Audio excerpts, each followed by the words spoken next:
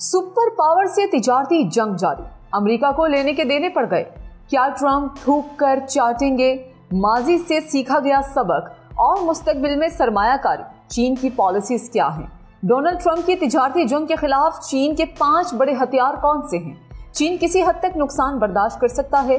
चीन मुस्तकबिल के लिए कौन सी सरमायाकारी करता आया है? ट्रंप के पहले दौरे सदारत से सीखा गया सबक, चीन जानता है कि डोनाल्ड ट्रंप कब पलक झपकेंगे। नायाब मादनियात पर चीन की आईनी गिरफ्त से अमेरिका को जान के लाले पड़ गए। इस व्लॉग में तमाम अपडेट्स आपके साथ शेयर की जाएंगी।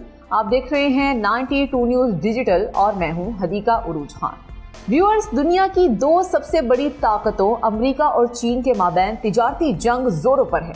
अमेरिका ने चीनी मसनूआत पर 245% तक महसूलात टैरिफ आयद कर दिए हैं, जबकि चीन ने जवाब में अमेरिकी मसनूआत की दरामद पर 125% टैरिफ आयद किया है।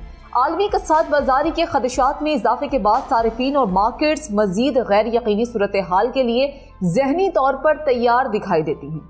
चीनी सदर शी जिनपिंग की हुकूमत जहां बारहा ये कह चुकी है कि वो तिजारत से मुतालिक मामलात पर मुज़ाकरात के लिए तैयार हैं, तो वहीं पर चीन की जानिब से इस अज़म का इजहार भी किया गया है कि अगर ज़रूरत पड़ी तो आखिरी दम तक लड़ने के लिए भी तैयार हैं। अमेरिकी सदर डोनाल्ड ट्रंप की टैरिफ वॉर का जवाब देने के लिए बीजिंग के पास कौन से हथियार मौजूद हैं? आइए इस पर एक नज़र डालते हैं। नाज़रीन, चीन दुनिया की दूसरी सबसे बड़ी मईशत है। इसका मतलब यह है कि वो दीगर छोटे ममालिक के मुकाबले में अमेरिकी टैरिफ के असरात को बर्दाश्त करने की बेहतर सलाहियत रखता है।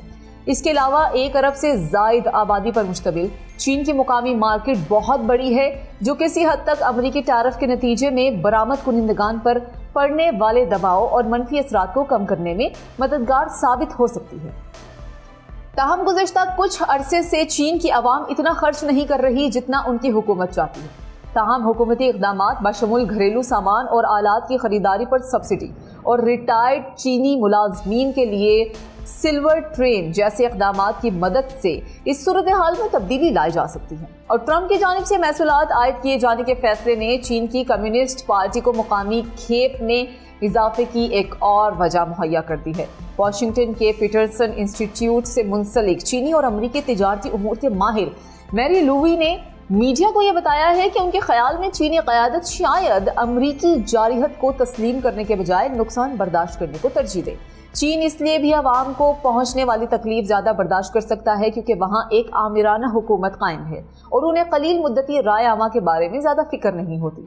और अनकरीब ऐसे कोई इंतखाबात भी नहीं होने वाले जिसमें चीनी क़यादत को अपनी आवाम के आगे जवाब देना पड़े।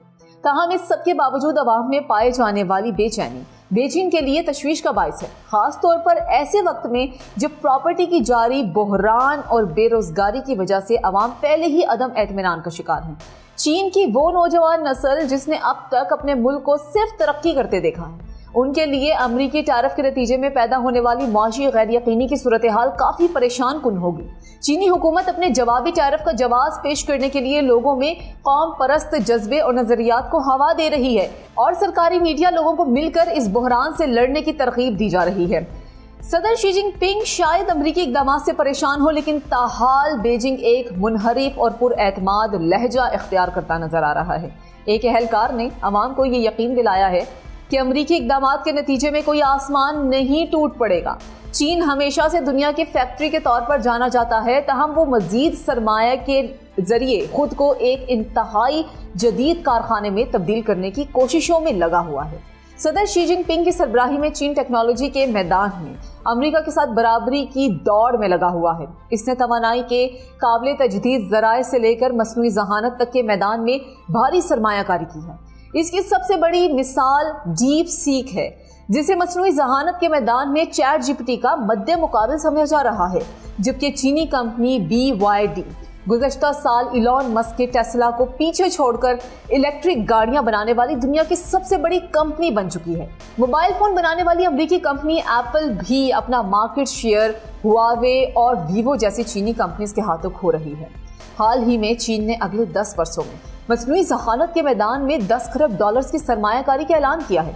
अमेरिकी कंपनीज ने अपनी सप्लाई चेन चीन से कहीं और मुंतकिल करने की कोशिश की है, लेकिन वो किसी और मुल्क में इस पैमाने का इंफ्रास्ट्रक्चर और हुनरमंद मजदूर ढूंढने में नाकाम रही। सप्लाई चेन के हर मरहले पर चीनी मैन्युफैक्चरर्स ने मुल्क को दहाइयों पर मुहित फायदा दिया है, जिसका मद्देमुकाबिल तैयार करने में वक्त लगेगा। इस बेमिसाल सप्लाई चेन की महारत और हुकूमती ताउन ने चीन को इस तिजारती जंग में एक जबरदस्त खिलाड़ी बनाया है। एक तरह से कहा जाए तो ट्रंप की गुज़श्ता दौरे सदारत के वक्त से चीन इस तनाज़े के लिए तैयारी कर रहा था। 2018 में डोनाल्ड ट्रंप की जानिब से चीनी सोलर पैनल्स पर टैरिफ आयद किए जाने के बाद से चीन मुस्तकबिल के एक ऐसे आलमी मंजरनामे की तैयारी कर रहा है जिसकी क़यादत अमेरिका के हाथ में नहीं होगी। चीन ने ग्लोबल साउथ के साथ ताल्लुकात बढ़ाने की गर्ज से मुतनाज़े बेल्ट एंड रोड नामी प्रोग्राम में अरबों डॉलर की सरमायाकारी की है।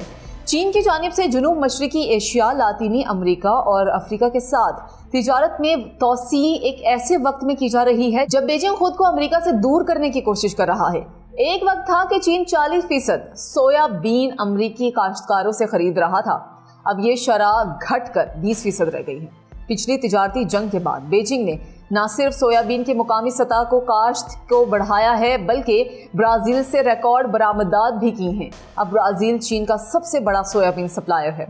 यूनिवर्सिटी ऑफ टेक्नोलॉजी सिडनी के ऑस्ट्रेलिया चाइना रिलेशंस इंस्टीट्यूट की एसोसिएट प्रोफेसर मारीना युयांग कहती हैं कि ये एक तीर से दो शिकार करने के मुतरादिफ है। उनके मुताबिक ये न सिर्फ अमरीकी काश्तकारों को एक मुनाफा बख्श मार्केट से महरूम करता है, बल्कि चीन के फूड सिक्योरिटी के मसाइल को भी कम करता है।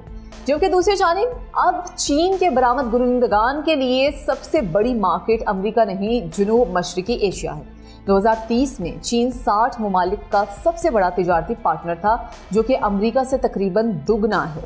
2024 के आखिर में चीन का तिजारती सरप्लस 10 खरब डॉलर्स था, जो उसे दुनिया का सबसे बड़ा बरामद कुनिंदा बनाता है।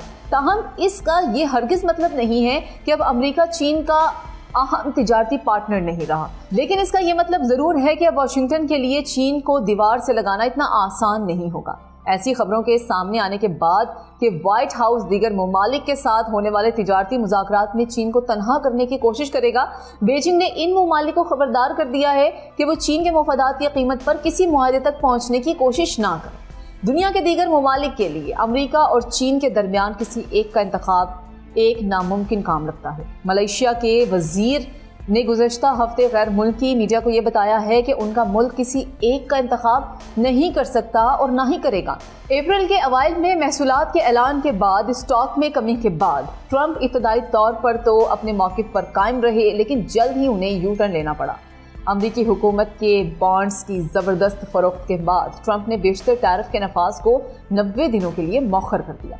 इन बॉन्ड्स को एक महफूज सरमायाकारी के तौर पर देखा जाता था, ताहम तिजारती जंग के बाद इस तासुर में तब्दीली आई है। ट्रंप ने इसके बाद चीन के साथ तिजारती तनाव में कमी का इशारा देते हुए कहा है कि चीनी अशिया पर महसूलात काफ़ी हद तक कम कर दिए जाएंगे, लेकिन ये सिफर नहीं होंगे। माहिरीन के मुताबिक बीजिंग अब जानता है कि बॉन्ड मार्केट ट्रंप की कमजोरी है। चीन के पास 700 अरब डॉलर्स मालियत के अमरीकी हुकूमत के बॉन्ड्स भी हैं। सिर्फ जापान एक ऐसा मुल्क है जिसके पास चीन से ज़्यादा अमरीकी बॉन्ड्स हैं।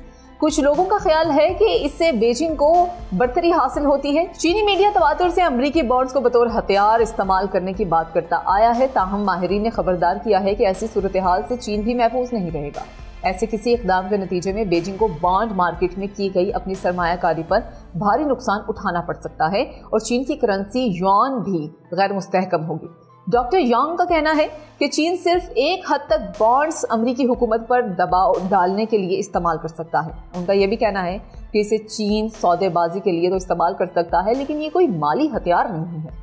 एक चीज़ जिसे चीन बतौर हथियार इस्तेमाल कर सकता है वो है नायाब मादनियात को निकालने और उनको बेहतर बनाने में इसको हासिल करीब करीब अजारादारी है। ये नायाब मादनियात जदीद टेक्नोलॉजी की तैयारी में इस्तेमाल होते हैं। चीन के पास डेस्प्रोवेसम के वसी ज़खायर मौजूद हैं जो इलेक्ट्रिक गाड़ियों और विंड टर्बाइंस के मकनातीस बनाने में इस्तेमाल होता है, जबकि जेट इंजन्स को गर्म होने से बचाने के लिए की जाने वाली क्विटिंग में इस्तेमाल होने वाले एट्रियम के बड़े ज़खायर भी चीन में ही मौजूद हैं। ट्रंप की जानिब से ताज़ा तरीन टैरिफ के जवाब में चीन ने 7 नायाब मादनियात की अमरीका एक्सपोर्ट पर पाबंदी आयद कर दी है। इनमें से कुछ मादनियात मसनूई जहानत की चिप्स बनाने के लिए जरूरी हैं।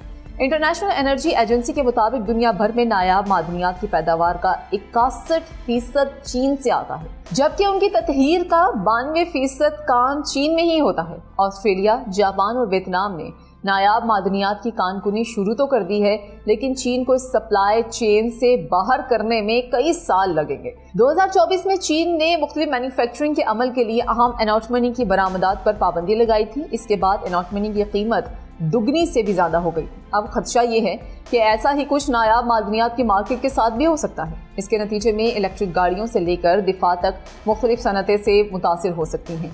Ginger international trade and investment के डायरेक्टर थॉमस क्रोमर ने माजी में बीबीसी को बताया था कि हर वो चीज़ जिसे आप ऑन ऑफ कर सकते हैं नायाब मादनियात पर चलता है। अमेरिका की दिफाई सनत पर इसका बहुत गहरा असर पड़ेगा। तो व्यूअर्स, आप अमेरिका और चीन के दरमियान जारी तिजारती जंग की कशीदा सूरत हाल के बारे में क्या राय रखते हैं? कमेंट सेशन में अपनी राय का इजहार जरूर कीजिएगा। मुझे दें इजाजत। अल्लाह हाफ़िज़।